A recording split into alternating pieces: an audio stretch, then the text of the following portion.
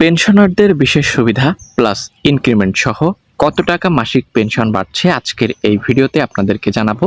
অর্থাৎ চলতি বছর 2026-27 অর্থ বছরে পেনশনারদের ইনক্রিমেন্ট সহ কত টাকা বাড়ছে এবং বিশেষ সুবিধায় কত টাকা বাড়ছে, সর্বশেষ তথ্যগুলো আজকের এই ভিডিওর মাধ্যমে আপনাদের মাঝে উপস্থাপন করার চেষ্টা করছি। ভিডিওটি সকলের জন্য গুরুত্বপূর্ণ, অবশ্যই না টেনে প্রথম থেকে শেষ পর্যন্ত দেখুন।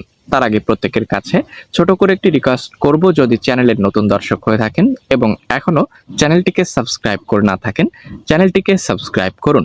পেনশন ইনক্রিমেন্ট স্পেশাল বেনিফিট 2026 অর্থাৎ বিশেষ সুবিধা প্লাস ইনক্রিমেন্ট সহ পেনশনারদের কত টাকা বাড়ছে, চলুন দেখব বিস্তারিত তথ্য। আমাদের একটু পিছনের দিকে যেতে হবে, অর্থাৎ 2025 সালের পেনশনভোগীদের জন্য নিট পেনশনের উপর 15% হারে প্রণোদনা বা বিশেষ সুবিধা পাবেন। ন্যূনতম 750 টাকা এমন একটি প্রজ্ঞাপন এসেছিল 2025 সালের জুনে।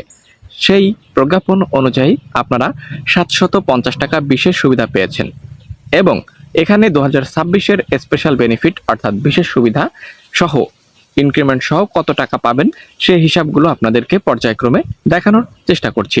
চলুন আর বেশি কথা বাড়াবো না। সরকারি চাকরিজীবীদের পেনশন 2026 পেনশনারদের বিশেষ ভাতা কত টাকা বাড়ছে, বাংলাদেশে পেনশনারদের প্রতি মাসে কত টাকা পেনশন পায়, বাংলাদেশে পেনশনভোগীরা মাসিক কত টাকা পেনশন পান, তা নির্ভর করে তাদের চাকরির মেয়াদ, শেষ বেতনের স্কেল এবং অন্যান্য কিছু বিষয়ের উপর। সাধারণভাবে সরকারি কর্মচারীদের জন্য এখানে মাসিক পেনশন তাদের শেষ বেতনের একটি অংশ এবং কিছু ক্ষেত্রে অতিরিক্ত ভাতা যোগ করে দেওয়া হয়।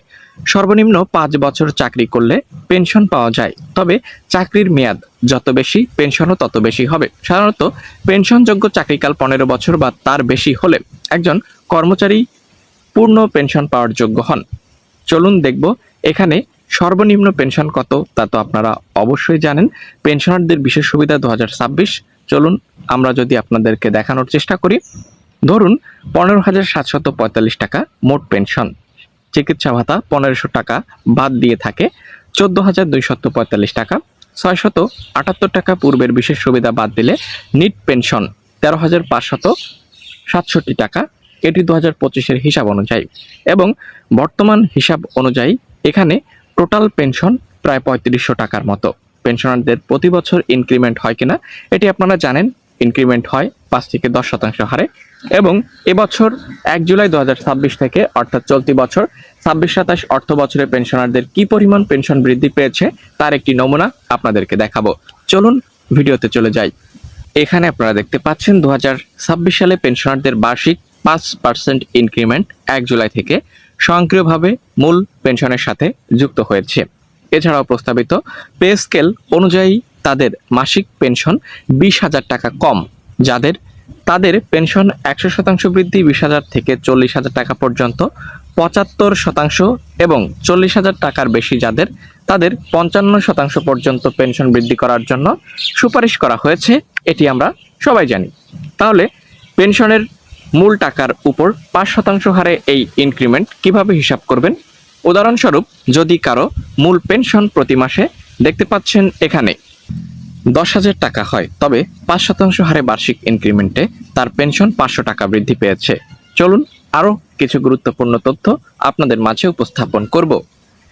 এখানে আপনারা দেখতে পাচ্ছেন পেনশনারদের জন্য সুখবর, 1 জুলাই স্বয়ংক্রিয়ভাবে লেগে গেল বার্ষিক ইনক্রিমেন্ট, এজি অফিসে যাওয়ার ঝামেলা শেষ। এ বিষয়ে কিন্তু এখানে বিস্তারিত সকল আপডেট তথ্য রয়েছে।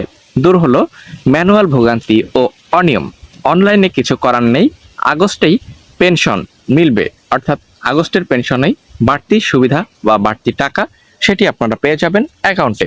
1 জুলাই থেকে ইনক্রিমেন্ট কার্যকর হলেও নিয়ম অনুযায়ী চলতি জুলাই মাসের পেনশন দেওয়া হবে আগামী আগস্ট মাসের শুরুতে। ফলে প্রবীণ পেনশনাররা যখন আগস্ট 2026-এর শুরুতে তাদের মোবাইল ব্যাংকিং অর্থাৎ বিকাশ অথবা নগদ বা ব্যাংক অ্যাকাউন্টে ই পেনশন পাবেন, তখন সেটি এই 5% বর্ধিত ইনক্রিমেন্ট এবং প্রযোজ্য বিশেষ সুবিধা সহ অর্থাৎ স্পেশাল বেনিফিট একসাথেই জমা হবে। এখানে এ বিষয়ে গুরুত্বপূর্ণ সকল আপডেট রয়েছে।